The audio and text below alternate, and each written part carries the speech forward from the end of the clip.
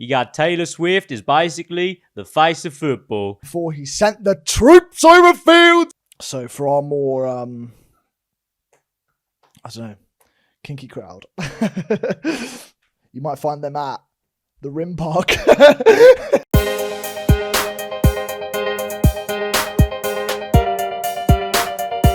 Righty-ho. Let's go. Welcome back, ladies and gentlemen. Go. This is episode number 5, numero Cinco. 1, 2, 3, 6. No, fuck. Right, moving on. Hey guys, welcome back. I didn't do French and Spanish. We are live in the world at the moment, aren't we, Jamie? We are live in the world. We are. 24 hours live so far, so things are going well, aren't they? Steady. For 24 hours. Not bad. We had some good initial engagement to lift our spirits into today's episode. Definitely. Yeah. And it is one of my favourite topics today. We're going to be talking a whole lot of waffle. Whole lot of waffle. This is the part where people can get ultimately carried away to the nth degree and can spend far too much time on this, which, to be fair, I think to a certain degree we did. We did. But this is all about creating a business plan. It's all about the sort of steps and the process that you're going to go through, which without a doubt you will probably change 100 times during your journey of being a business person. It's all about figuring out where you want to go, making something that you can follow and adhere to, but also being able to adapt to circumstances, which is what we had to do. Yeah, totally. It's multiple times. Yeah, exactly.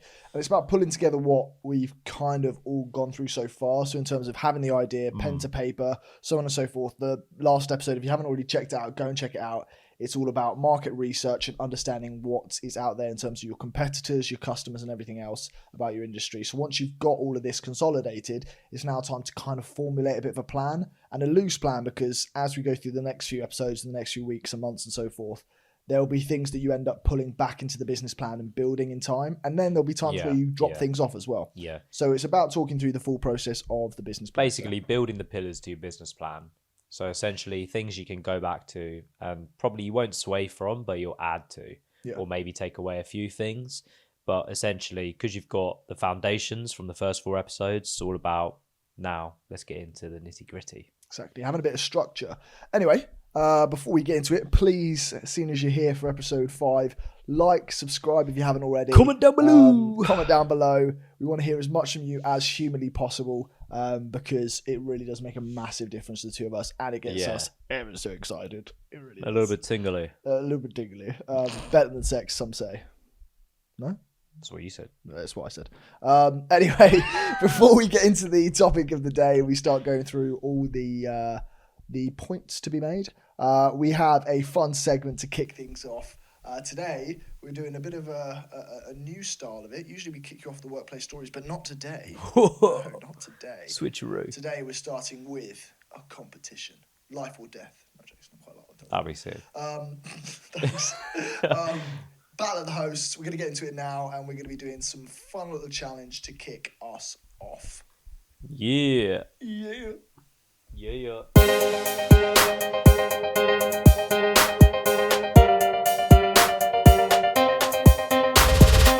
Welcome back, ladies and gentlemen. As you can see, I've got a whiteboard, and we are doing Battle of the Hosts.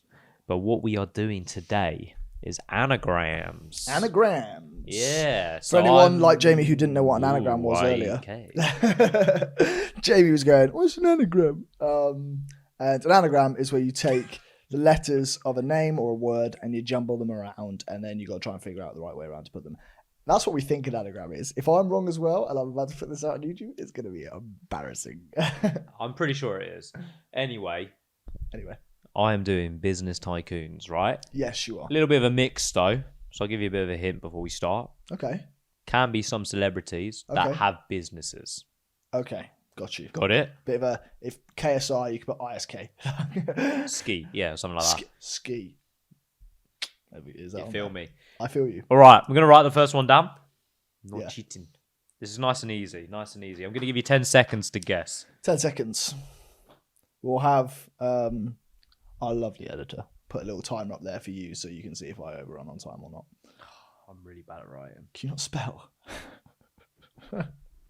Right, ready? Kino Slum.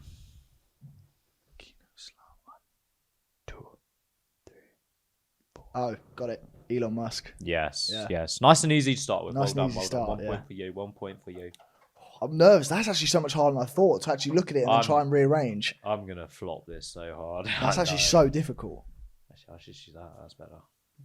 Yeah, the freedom eraser, mate. Right. You can speed this up. Do a little bit. You're going to run out of space on the board, aren't you? A darn birch, son. A darn birch, son.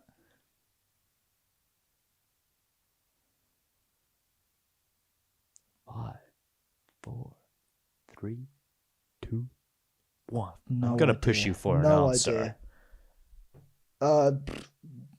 I don't know anybody. I can't think of anything. Okay. The ones I'm thinking of don't have those letters. Richard Branson. Richard Branson. Oh, to be fair, you gave it to me there a little bit. I should have seen that. I gave you son. Richard Branson. Was that tough? Yeah, he's that tough. was tough. To be fair, like I'd have. But the second you say it, it all makes sense.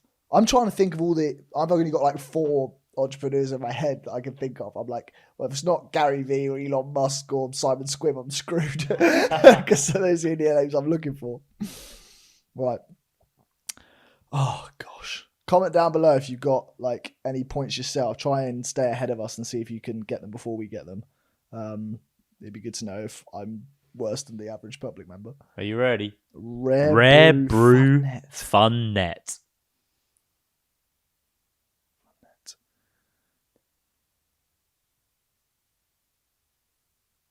5, 4, 3, 2, 1. Ryan. Oh, I don't know. I can't think of anything. Warren Buffett. Warren Buffett. Oh, mate. It's going to like piss you off so the more and more difficult. you find out what they are. And like the closer you get to the end of the time, your brain just falls out your backside. 100% me. All right, I like this one. Oh, God, I hope it's easier. I actually think this should be... I feel like companies is so much easier, but I might be wrong just because I already know the answer. This is kind of like a nickname for someone we know. Okay. Yeah. Sweaty Ken. Sweaty Ken, you know who you are. Shout out Sweaty Ken. You can say his name. You can believe it. Yeah, boy. Love you, bro. Anyway. Sweaty Ken. Yeah. 10.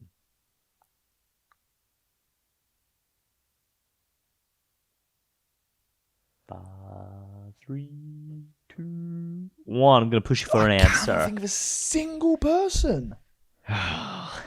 Keanu Reeves. I don't know. You were close. Who's it? Kind of like Kanye West.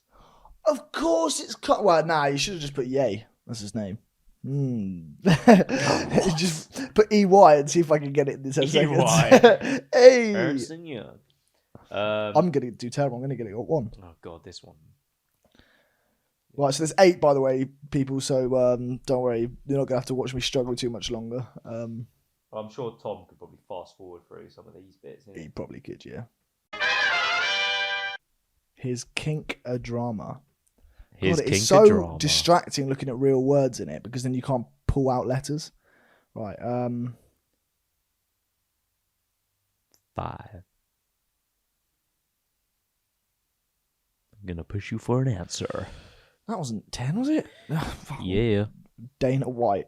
Obviously not. I don't know. I'm trying to think of letters. Kim Kardashian. Oh my God, it is. I thought of that before and I was like, no, I'm not even going to think on that because you've just done Kanye West. I literally thought that before. I should have just said it out loud. Oh, that's so frustrating. No, this is embarrassing because I'm going to give me a solid 10 seconds because I'm thinking that was only like 3 seconds you gave me there. That was 10. When you started talking to buy yourself time, I was like, no, you're not having that. Shit. Okay. That's a fair point. Just checking. Check on. Get ill abs or all abs. I wanted ill, but I shouldn't have done the apostrophe anyway. Bill Gates. Yeah. Come on. Well I focused so hard then. Well done. Oh, that was tough. At least I got 2. I'm happy I got 2. That went bad. How many? Is that everything? No. You've got 2 more. Oh, okay, cool. If I come away with 50%, I'll be seriously happy. Enjoys own hands. Some people do.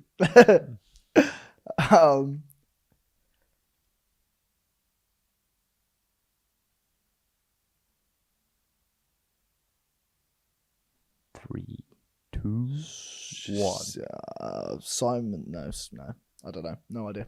Dwayne Johnson. Yeah, I would never have got that, Tough. to be fair. Never would have got that, but fair point. Anyway, last one. Last one. Are you ready? Okay, go on. Jesus, I don't know if we'll have to blur that out. Cum stories. It's amazing.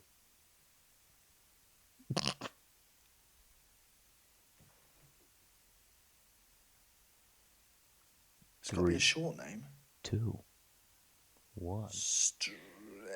Ron. I don't know. I have no idea. Tom Cruise.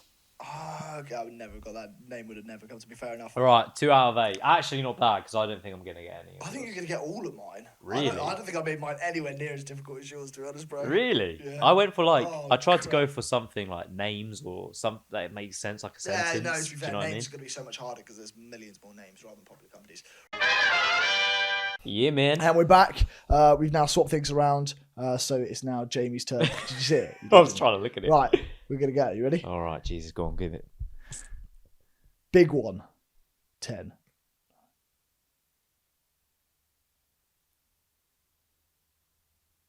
Big. 3. You have to push for an answer. What do you think? E-bingo. Boeing. Fuck. Big brand. Oh, yes. Boeing. Did you see it? Yeah. Did you see it? Oh, I'm so shit at this. That is terrible. It's tough. To be fair, No, that's that shocking is a tough for me. one. Yeah, but it's a big brand, eh? Eh? Next up, we've got...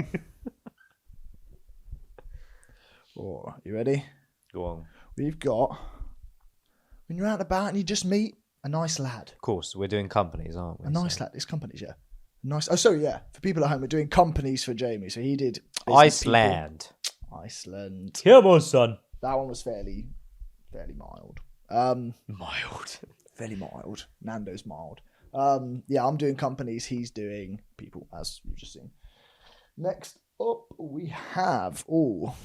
So when you're at work with that really weird colleague and you go around the corner and you saw him, flash rod. Flash rod. Trying to distract me, yeah. I know your tricks, bro. If you can figure out at home, people, let me know. 5. That's pushing for an answer, I'm afraid. What the? Anything? Darash fuff. Halfords. Oh. Don't go there. Just Stinky. Just drawn on the bleeding whiskey thing. Oopsie daisy. Next up, that same weird colleague you see, he goes home, people, and turns on his computer, and he just sees toes. It's one of those weird chaps you see. He sees toes. What on earth is this? It's easy, surely. 5, 4. No. Hold on, that's not 5. No chance. Coats. Tesco's. But Coats is a brand as well. What? COTES? Yeah. Oh, well, With an apostrophe E. Well, you didn't come up with Tesco, so no. Whoa. VAR. I don't give a shit. What's going on here? Coats is a brand. Right, tough. Everybody else would have got Tesco. Half a point. No. Go screw yourself. You've already got 2. That's outrageous. That could be 2 companies. Have you got 1 or you got 2? You've only got 1. 1. So I'll give you half a point. Yeah, definitely. Okay. It's 1.5. But I only got 2, so I'm not happy about that, right? What's 2 companies in there? Okay, number 5. Okay. So some of the, I don't know, some of the more established of our audience, they go out on their Sundays and they go and do some bird watching, and the man looks up and he goes, "Ooh, that's a fond dove." Vodafone. Shit, that was so easy. Bollocks. 2.5. So you've already beat me, basically. Sweet. Let's see how well you do, though. Let's see how well you do. Oh, crap. Okay. Whereas for our younger audience, they go out on the pull and they go to a club. Absolute players. Absolute players, aren't you, boys and girls? They go out to a club and the music's popping and they go, wow, that raver is blind. What? You're throwing me off, mate. Stop it. Raver is blind. 4. Yeah, mate. No, silver. No. You have to push for an answer, I'm afraid. I want to say silver something, but I'll go with river blind. River Island. Oh no! River Island. You said River Blind. Oh No, man, that is so Islands, close. mate. I'm not about that. Oh come I'll shop on! at Coates. Everybody knows River Island. Okay, 2 left. Go on. That was actually shocking. So you're a really good-hearted person, you see, and you want to do good for the animal welfare. So you go to the adoption shelter. Wildlife. Adoption shelter. Let me do the story, brother. All right, fine. And you go, oh, that's a bit of a scary lab. So shit. That was a lamb, it would work. Scary lab.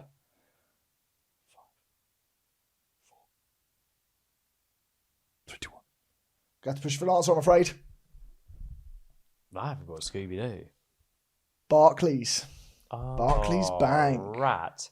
Barclays Bank, I'm afraid. Damn it. That is so poor. So 2.5 to 2. Let's see if you can get a convincing lead at least. I'll try. With this last one. So for our more... Squeaky. I don't know. Kinky crowd. You might find them at the Rim Park. Yeah, I've come stories, mate. Rim Park. Anybody at home now? Primark. Yeah. Sweet. So we didn't actually mention what the punishment was. We didn't, we forgot. But you may have seen it pop up in the second half of this vid. Because it's right here. Oh, God. Crack it open, sonny boy. I'm not a fan. Oh, I'm so glad. Anyway, I think it was, what was that, 3.5 or 4.5 to... 3.5 to, I don't know. Yeah. Something like that. Good old Shotamundo. Shout out to Clydeside Distillery, a little holiday Jamie and I and a bunch of absolute legends went on back in 24 to Glasgow. Great weekend, night out. If anybody wants to have tips on Glasgow, feel free to ask us. Oh, that's a lot bigger than I thought it was going to be. That's like a double shot. Christ. Right. It's a nice bit of vodka. Vodka. Cheers. I apologise for how you see me the rest of this episode. Slurring Look straight down the camera.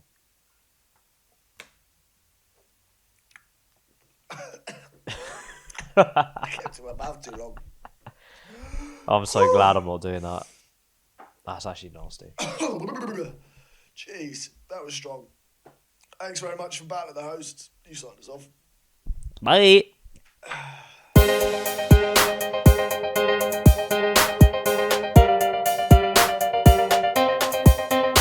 Right, we're back from Battle of the Hosts. The vodka's gone straight to my head.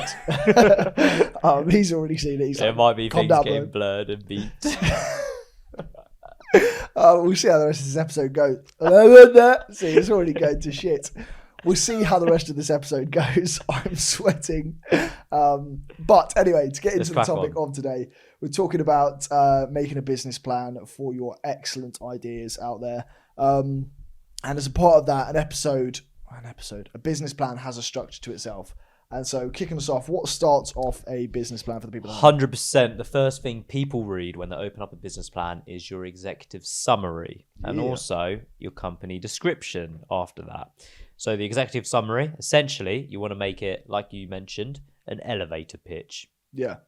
So this is really key because basically if you're in an elevator, you want to pitch your company to someone, you need to have it short, sweet, and concise, but a powerful message as well. Exactly that. 90 seconds from bottom to top. Literally get everything out you can. Try and keep it less than 2 paragraphs if you can. Yeah. So that somebody can read it with ease. Short, snappy. Get something in the first sentence. Get it out there as quick as you can. It's basically a snapshot of your business, your mission, your vision, and what your company is trying to do and what it does. Try and ingrain your name in that as well, because it's really good, important to get people to kind of have a catchy name as part of that sort of executive summary. Definitely, 100%. And with the company description, you're basically going, what does the market have that's an issue right now, and how are we trying to solve it? It's basically your USP, selling what you are unique at and what you're doing. No, you're entirely right. What do you Moving think on of that, from mate? from the company description, it's crucial to get across why you have a problem that you're trying to solve as well. When you've got that problem and solution, that's everything that your company bases itself on, and it's why there are companies that are profiting in that industry at the time that it exists. So it's not about defining yourself so much. It includes your USP, of course, but it's about saying why the company has a purpose. But those first two segments are really key to set the tone for the rest of your business plan. Oh, the amount of people that would just read those first two pages and you'd be very surprised. Is huge. Yeah. Further from that, the next step really is talking about the organization that you have together. So, for example, with Susan Sliders, the two of us, talking about the company splits in terms of ownership, making sure that you highlight to anybody else if there's investors that have taken a shareholding or so on and so forth. And then secondarily to that, talking about the organization and management, you look at what the roles and responsibilities are of each person as part of the business. Yeah, so if you've got employees or if you take upon the roles yourself. So for example, in terms of Susan Sliders, Jamie owns a lot of the sort of financial side of things because that's his forte, whereas I run a lot more of the sort of congregation of setting up episodes and plans and creativity. So it's talking about the dynamics that you have in your own process. It's being able to show how you delegate your task and who's responsible for what. So if there is an issue, your investor or whoever your clientele is or whatever it may be can approach X person because they are working on this kind of project or this kind of section of the business. Exactly. Next up, you've got your market analysis, and your market analysis comes from everything we spoke about on episode 4. If you haven't checked it out, go check it out. Talking about your demographics, talking about your industries, your competitors, so on and so forth, highlighting all the main bits that show why you're reaching out to the right people so that you have an audience there, you have a group to sell to, so on and so forth. Secondarily to that, the products and services. So why you're going to that market analysis that you've just described. When you're talking about the products and services, this varies on a massive scale depending on what sort of industry you're getting into, which we'll talk about later on. But overall, oversight of your product, oversight of your manufacturers if you require a manufacturer, or the service itself and why it is so important. And also future-proof yourself. So say in the future, we want to look at X product as well because we think this is how we can grow and this is the right market to tap into. Exactly. So don't just be thinking of the current, always have an eye on the future. 100%. And then the step 6, I think we're at now. The step 6 in the business plan is the marketing and the advertising. Everything that you see in terms of if you tried to go down the avenue of social media, how you'll try to get engagement there, or if you go down the avenues of email marketing, postal drops, everything else that you can think of, how you're going to get your name out into the public. Exactly. And that bit's key before you move on to your funding, because you want to outline all your costing so people can see, okay, it's going to cost X. So now how much do they want? And when you ask for your funding, don't just go, I need 100K or I need 10K. Have a bit of a story behind it because that's what the investors buy into. Yeah, exactly. You need to sell why you need this funding and get the investor to believe in not only the product, but you, because that's what they're buying into. Yeah, a lot of these investors out there, they have the money to put into the process. And the business plan's worth gold, don't get me wrong, to yourselves, but to them, it's not worth a lot. To them, it's about the message and being an investor. If they've got the money to put there, why they want to pick you rather than another company that's doing rather well. So get them to believe. That's the main important process of having a funding because the numbers just don't do it justice. The story does. And moving on from once you've pitched to investors, you've got your financial plan, you need to show your projections. So where's your profit coming from? Where's your revenue? Where are your cost deductions? All of that stuff, that is key, especially when tapping into the last segment, which is your risk analysis, because a foolproof business plan needs to show everything. So therefore, when it comes to risk analysis, they can go, right, even looking at your projections, you've budgeted for X, Y, and Z to potentially happen. That's really good. You've got a contingency plan, etc. I mean, we'll tap into more about the risk analysis because it's huge on the Patreon. Oh, without a doubt. But really importantly, also, to litter throughout your business plan, getting the tools that you're going to use. So, for example, when you get to your marketing and advertising stage, mention the website you're going to go for and why you're going to go for that. Mention the bank you're going to go for when you come to the funding initiative. You feel like that's crucial and what that can help you with. Mention the AI tools that you can use when it comes to talking about your products and services. These sorts of tools you can litter throughout, and we'll get onto that in our next topic as well. But as we mentioned, obviously, this is just building the pillars to your business plan. Everything else on top of this, and the later episodes we'll touch upon, you'll be adding into the business plan constantly. So little niches, like Ollie said, is exactly what you want to be doing. But for now, start with the pillars and allow yourself to be flexible because you might come up with either problems along the way or things that you thought might work don't end up how you think they were. And then you've got to adapt. And that is key. Yeah, that is really important. To have an adaptable business plan is crucial. Now, the importance of the business plan itself, to have definition, to have clarity in your own process that you're going to then go through over the next few months, having all your key points, as Jamie's just mentioned, in one place, and then also having something to offer the investors, as we've already described. Sometimes people will be there like, oh yeah, don't want to hear anything from you, can't have a call, but if you send over your business plan, I'll get back to you. Does that mean they all get back to you? No, but it means you've at least given them something that they can use. And if you make it not only clear in what your description is, but also as visual as you possibly can, then you've got something to hand to investors. So it's important there. Have you got any other reasons as to like why it's important? Yeah, to add on the flexibility part of things, for example, Netflix, right? They started off as a DVD rental company. Yeah, exactly. If they weren't flexible and adaptable within their business plan, they wouldn't be the powerhouse as they are for online streaming and stuff and TV shows. So it just goes to show, as long as you've got the pillars and the core values within your business plan, don't sway away from those. But anything else outside of that, with trends, current markets, everything, you need to be very vigilant of. Exactly. It's about not being too specific in the business plan. If you're general but categoric in this is what a staple is here, here, and here, this is what the tools are here, here, and here, this is what the funding is here, here, and here, without going into the specifics, because when you do need to mold yourself as time goes on, not having too many specifics in the business plan will help you out. Do you know what I mean? Exactly, yeah. It's all about keeping an eye on the future and also the current trends and not swaying away from your core values and principles, which is essentially what we're trying to get forward to you. So, to be fair, mentioning that, I've got a couple of I've gone into myself and I've got a couple of Chris Williamson. Is that his name? I've forgotten his name. Chris, the guy who does the quotes, the guy who does the new tonic drinks. Chris Williamson. Yes, I know you I'm mean. pretty sure it's Williamson. I think it is. I've gone into myself and I found some Chris Williamson quotes. So you've gone into yourself. Let's move on. I had some vodka. Anyway, so here are two quotes to live by as far as your business plans. Go on. Hit me. Is this motivational? It is. It's going to give me goosebumps. We're going to make a little short of this and it's going to be out there for you people to love and like. Winston Churchill. Can you say it like in a powerful voice? Plans are of little importance, but planning is essential. That's by Winston Churchill. Before he sent the troops over fields. No, I'm joking. Moving on. And, the Iron Curtain. And then this one, another crucial defining monument in the history of the world. Mike Tyson. Mike Tyson. Everyone has a plan. Check it out. He speaks a list, doesn't he? Right, I'll do that again. I can't. Do they get punched in the face? Everyone has. It's a classic, mate. Everyone has a plan. God, no, wait. I'm not going to steal your limelight. Go. No, sorry, thank you. Everyone has a plan. Not in the lisp. Everyone. I can't do it. I'm moving on, man. Mike Tyson. Everyone has a plan till they get punched in the face. That was brilliant. Do that again. Everyone has a plan till they get punched in the face. I'm Mike Tyson. Exact point being is you're going to have a business plan, but be flexible. You will get punched in the face. Good. That was brilliant. You get punched in the face, but once you have the setbacks, once you have the few sales, once you have the few engagements on your social media, those are the punches in the face.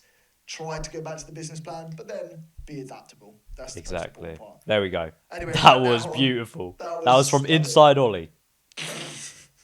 Right, let's move on as quick as humanly possible. Move on. We're now going to get into the next segment of the episode before it all goes to absolute shite. And we're getting into It is called Waffle. It is called Waffle. Or Waffle's in the title. We're getting into Spenny or Penny now. Last time I had the blindfold on. Today it's you, kind sir. So we're going to test a couple of products at the top end and at the bottom end of the expense and talk to you about how they perform. Let's get into it. Yeah.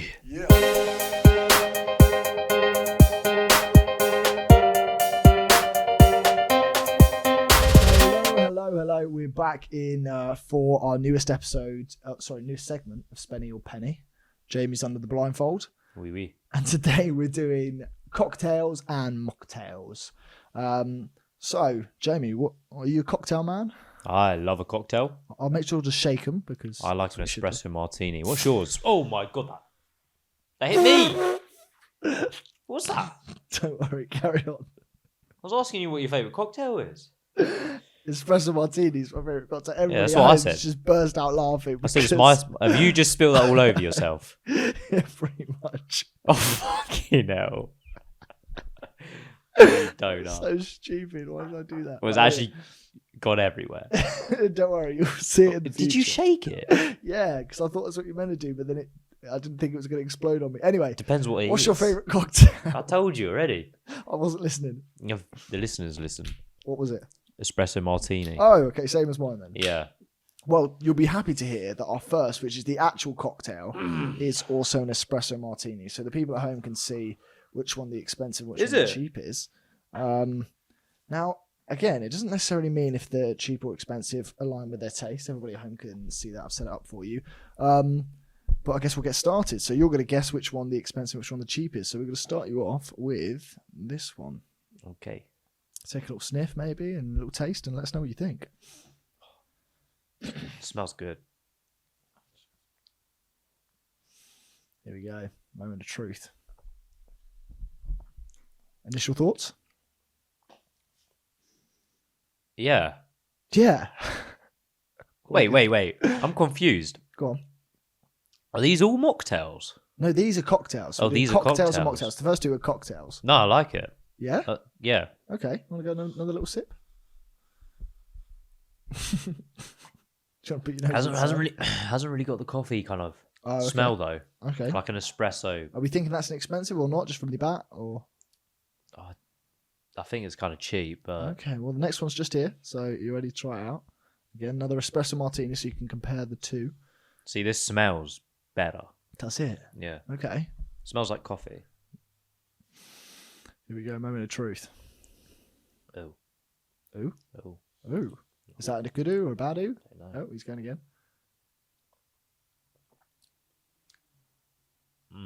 Yeah, I answer. Oh God, I don't know. I would prefer that one that I just had. Does that mean it's more expensive? So I would say it's more expensive. Okay, take off your blindfold. Do you want me to do it now? Yeah. Yeah. You are wrong, I'm afraid. Really? Eh? The first one was the more expensive of the two. So the first one was Buzzballs Cocktail Espresso Martini. Very strong in comparison, to be fair. It did taste a lot stronger. As I say. And then I don't Absolute like Cocktails, a big brand of cocktails, to be fair, probably a bigger brand, has the Espresso Martini, which you liked and which went everywhere. So that opened your eyes. had a lot more of a coffee smell and taste than that. And that had a lot more like of a vodka-y taste. Interesting. So yeah, I'm afraid you got it wrong. Price-wise, what are we looking at then? Well, what do you think? What do you think in terms of price-wise? Well, I would have said that's more expensive, but I'd now say... Should we start with the cheaper? What do you think the cheaper is? Yeah, I'd go like £3.20 for the individual can. Yeah, $1.99. pretty good. Absolute Espresso Martini, $1.99.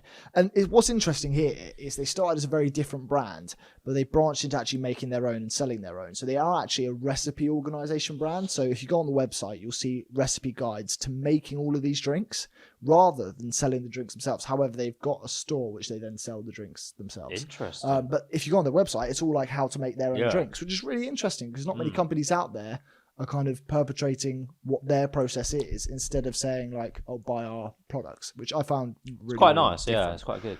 Whereas Buzzballs, Espresso Martini, a family business, funnily enough, as well. Didn't know that. It looks tiny. How much do you think that was? Knowing the other was $1.99. Well, no, that's $1.99, probably like $2.80. $3.99.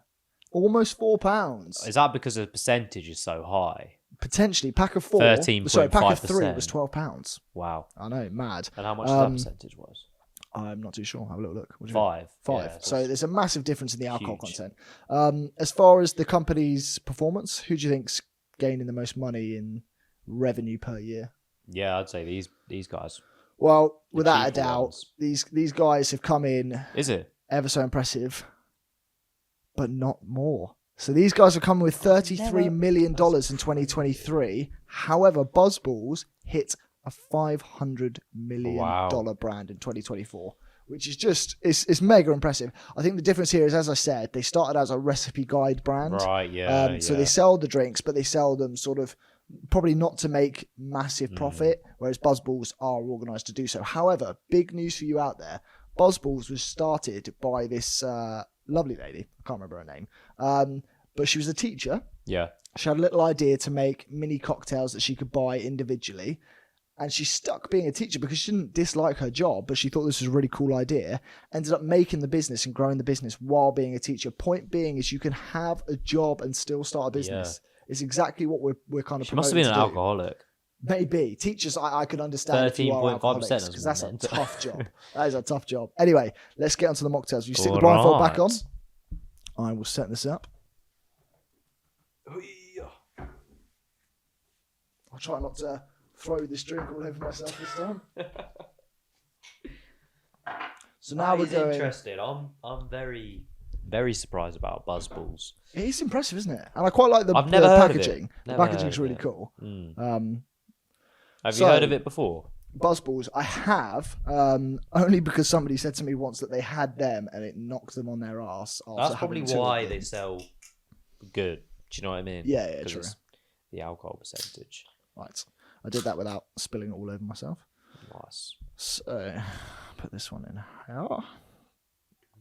So these are the mocktails. So, a great option for people out there. I went for a 6-month sobriety once, and mocktails became my best friend. I'd say best non-alcoholic drink out there that I've had, Guinness Zero. I don't know if you've tried any like non-alcoholic, Jamie. I've heard that's amazing. I think it's outstanding. I don't know about you people out there. I need to try one actually. So we're going to get into the mocktails now. Now these are two different ones. So we've got a mojito and we've got a gin and tonic. So let's start off with the mojito. Here you go, Jamie. And these are mocktails. These are mocktails. So these actually have less. I think this first one you're tasting has a less than 0.015% alcohol. Something like that, I think. It smells bloody good. Does it? Yeah. Go on, give it a little swig.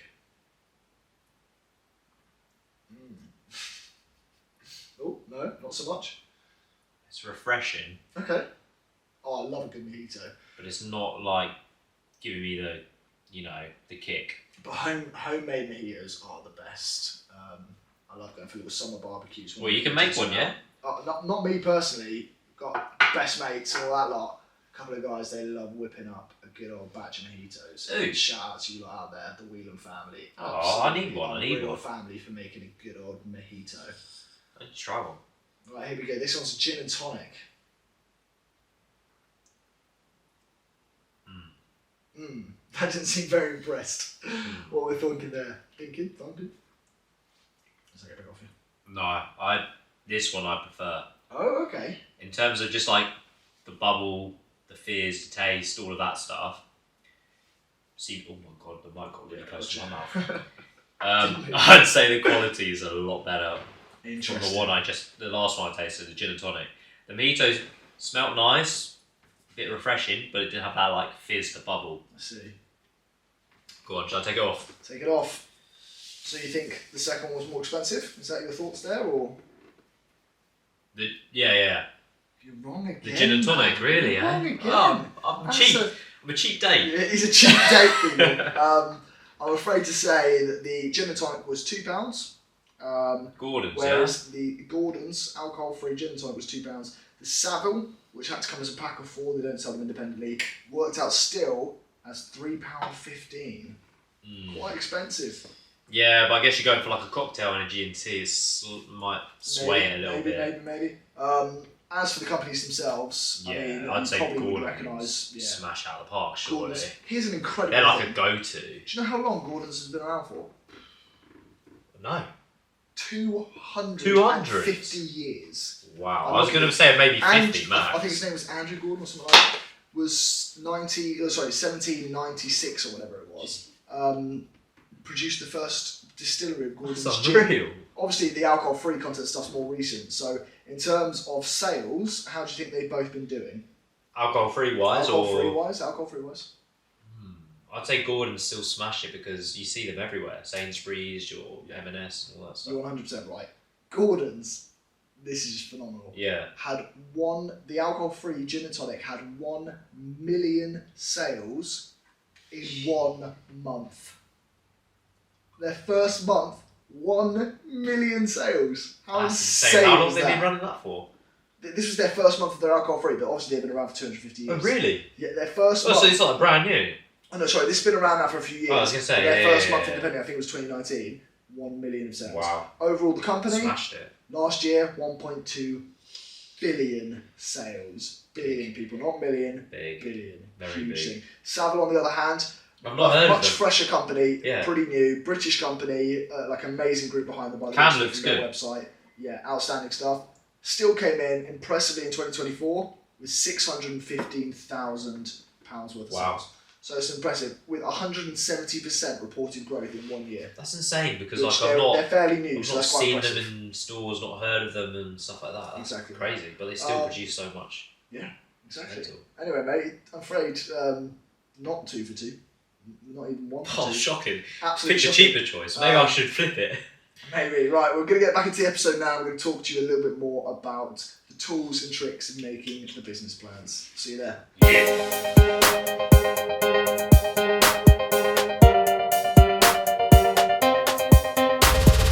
Welcome back from Spenny and Penny. I'll tell you what, that was interesting, the mocktails.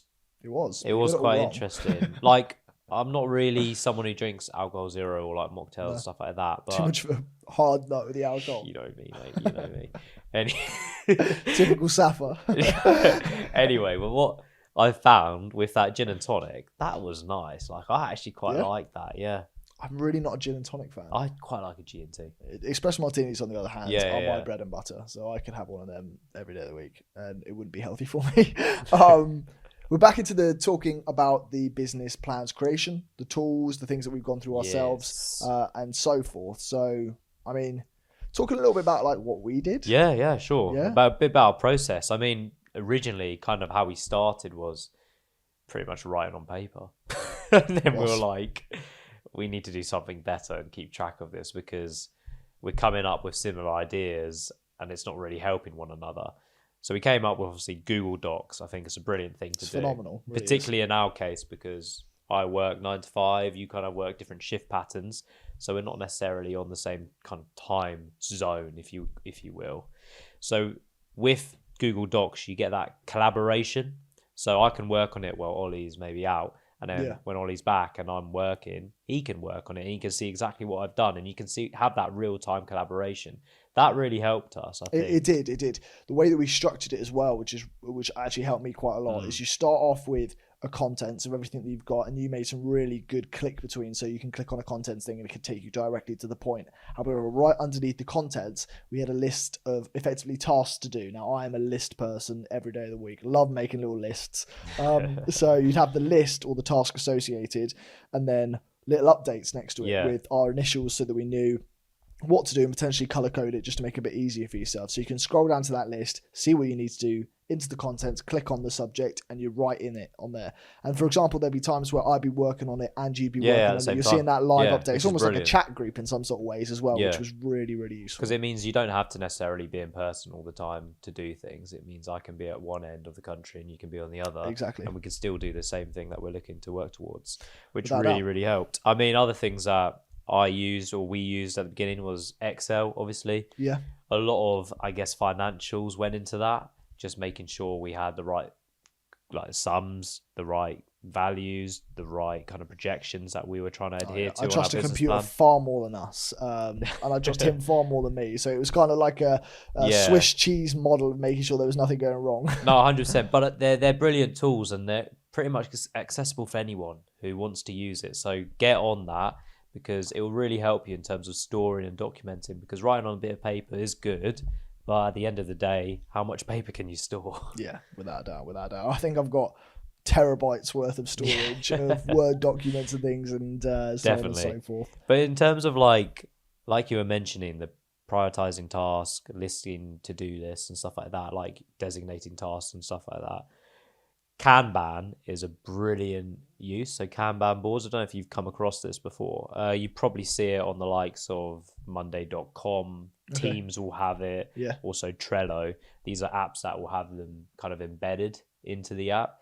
So basically what it is it will color code certain tasks and also prioritize it, let's say, as a digital whiteboard, if you will, right? Got you. So have Ollie to-do list this by when at this time, blah, blah, blah, blah, prioritization of it.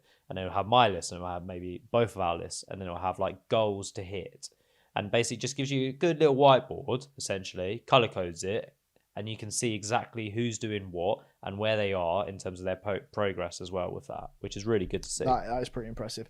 As far as tools that I kind of went through because we had a big stage where we said we need to make a business plan, obviously for the reasons that we've discussed before, and me being sort of visual more than anything else, I just went on Google, was like business plan templates, and I came across Xero, which is actually spelled Xero.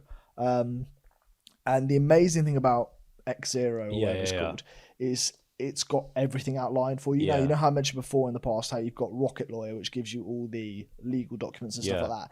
This is effectively the business admin side of that. And funnily enough, if you buy a subscription with Xero or Rocket Lawyer, they have discounts on either option once you buy the first subscription, which is brilliant because it means they work hand in hand, and it shows that there's a bit of trust there between the two companies.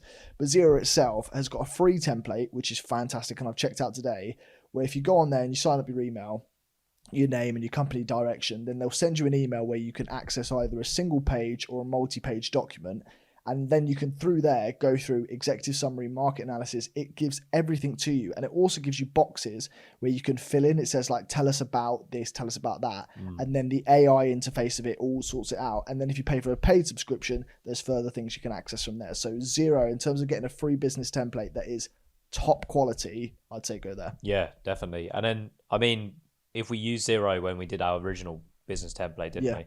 And then we kind of transitioned onto Canva as well. But that was purely to add a unique kind of concept to it, because we didn't want to be the typical business plan. We wanted to have our own little twist, I guess, modern twist / young twist, because we felt like we wanted to come across to our investors in a way where they go, oh, this is interesting, let me have a read about this, rather than just another slap bang casual business plan on their desk. Yeah, without a doubt. And also from there, if you take out prompts of these business plans, things like that, when it says tell us about this, tell us about that, one thing that I really like to do is I take out that prompt and I'll put it back into an AI tool like ChatGPT, and I'll say, give me a series of questions in alignment with this prompt, and it gives you a series of questions which you can then respond. I usually go down to a Word document, put everything in a Word document, and then answer them in a different color font. Take all of that and put it back into the ChatGPT to say, put this in a more sort of professional manner back into the business plan. It almost, I know it kind of works long-winded, but it works in a way where it's always kind of cross-checking yourself and making sure you sound more professional, because truthfully in the world that we are now, these tools out there can make you seem like an expert without being an expert. This is the whole point of why we're saying anybody out there can start a business. You don't have to be some sort of mega tycoon entrepreneur, rich kid sort of vibe to be able to work into the business world. You can just use the tools. ChatGPT is a brilliant engine to use. And I mean, you can use that for virtually anything, even if it's just initiating kind of a spark to help you with your creativity side of things. Without doubt. Also, something that I did use, I mean, the Microsoft tools out there are brilliant, fantastic. I say get on them straight away. So when we have meetings and stuff like that, I always whack up a OneNote and I'll just write down our meeting notes. So it's nice and easy. I can talk to you guys while typing and then save it and then send it off to you guys with a to-do list. That is extremely useful, to be fair. Without that, I'd be screwed. To talk about a couple of businesses out there that have gone down the core structure, having a business plan, but being adaptable. I'll tell you about a couple of stories. I'll start off with a brand that I'm pretty sure everybody knows, Airbnb. So Airbnb are, I mean, a tycoon in their own space. Huge. But a brand that also went through the best part of 100 failed iterations of investor meetings and everything else before anybody went, yeah, this is a good idea. Because you go to people back in the early 2000s, you say, I just want somebody to stay in my home, and everyone goes, no. Not a chance. And they didn't realize that these two founders, funnily enough, were two people renting out a spare room in their accommodation in order to afford rent. That's genuinely where the two founders came from. And these guys made the business plan where they looked at the problem, solution, and then ran with it as far as getting people to rent spare rooms in the property, and eventually extrapolate to having entire homes and entire properties rented out. And it's been fantastic. So much so that there's now such a thing called the Airbnb business plan. Right. And this is out there. You can access it for free. If you're interested in property or interested in sort of renting out accommodation of sorts, doing holiday homes or sublets or so on and so forth, if you use the Airbnb business plan, if you go out there on Google and look at it, it gives you the full structure of everything you need to fill out. And it's also got a template there where you can literally fill it out step by step, specific to the property market, and you're off and running. So that's the Airbnb specific business plan. And that's all like free to download, free to take. I mean, there's a free guide on it all. The download, I think, does need to be a paid subscription if you use the official Airbnb one, but you can find the exact thing and just make it yourself. And it's a 6-step guide, and it's phenomenal. But even using that with any other business, like you can take that and spin it a little bit, but it's a brilliant starting point. It is. So the company itself has eventually made its own form of a business plan, which I thought was just quite impressive in the space. That's pretty good. I like that. Secondarily, another company that we have mentioned a few times, Tesla, the big old musky brand. He's back again. Tesla famously made something called the Secret Master Plan. Have you heard about this? No. So Musk in his... You're doing your research, son. Continuous genius. I have, yes, of course. I want to be prepared for you people, though. Back in 2006, this is typical Elon Musk. Yeah. He made the Secret Master Plan and then posted it everywhere, so it wasn't so secret. And so he literally writes at the end of the master plan, both on his website and Twitter, "Don't tell anyone," which I think is comically brilliant. So he always does that, little nuggets. Exactly. It's everywhere. A full detailed plan of all of his future steps. This was back in 2006 in terms of the models that he wanted to create as part of Tesla and the electric car brand initiative. Yeah. And it stretched beyond that eventually to be into sustainable energy and through other sectors in Tesla. Point being is he had a format of the electric car brand, and as time's gone on, despite it not being in this secret master plan, which you can access out there, it's free to see, it did adapt into going into sustainable energy. But periodically, here's a second note, he does release these things called the master plans.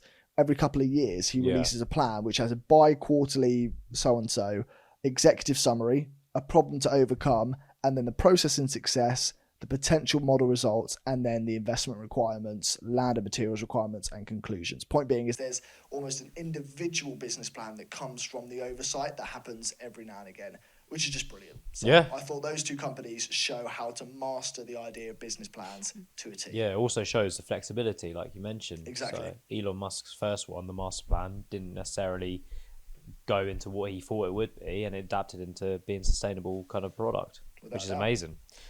So that's that. Let's move on. In terms of the topic points, we're now getting into a fresh, new segment. We've got a new one for you people. It's episode 5, week 5. Jamie, what's the news? This is Topical, where we bring the hot topics in the news this year. And none of this is culturally appropriated. This is all fresh, fast, newscast, bulletin, fun stuff with a twist of good old costume and entertainment. Should we get into it? Let's get into it. This is going to be topical. Let's go.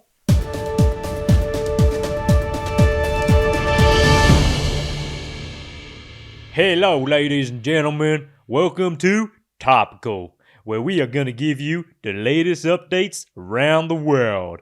Starting with sports. NFL, what is happening there? I don't know. It's turning more into a reality TV show every day. You got Taylor Swift is basically the face of football, and we don't know what we're watching anymore.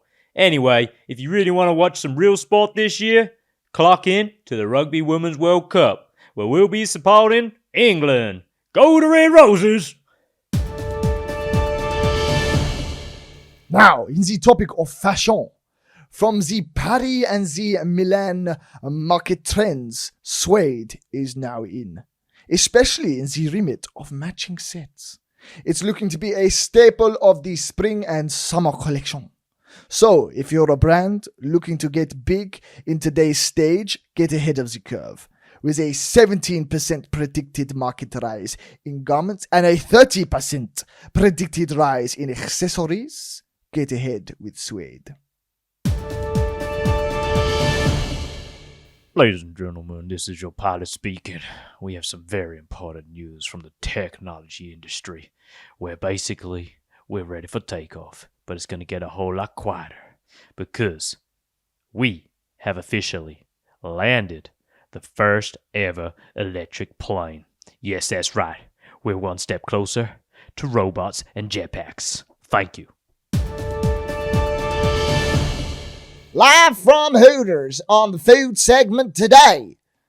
McVitie's owner, CEO, steps down with immediate effect after apparently dealing with some personal disputes within the business. But secondarily, salmonella has a big outbreak amongst UK companies. 500 cases over the last 2 years. If you're a brand using alfalfa seeds, watch out.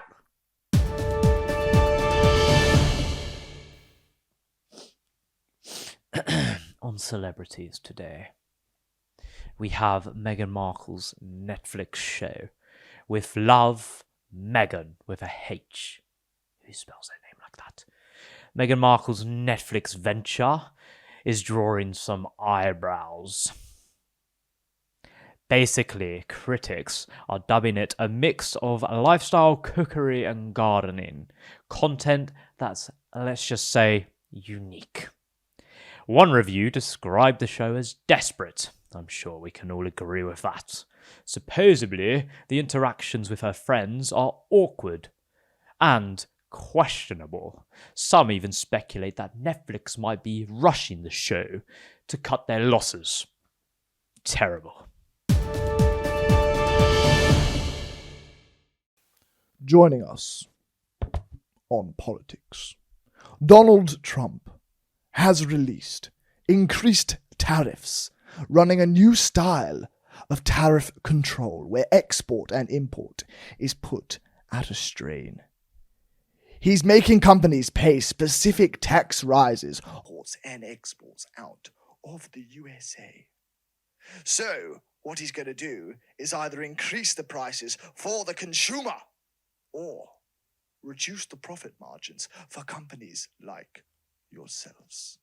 Protect yourselves as best you can. Countries like Canada, Mexico, or Europe as a whole, watch out for these increasing tariffs. And that's a wrap, folks. That's all we have time for today. Remember, the world's a crazy place. Stay classy, suits and sliders.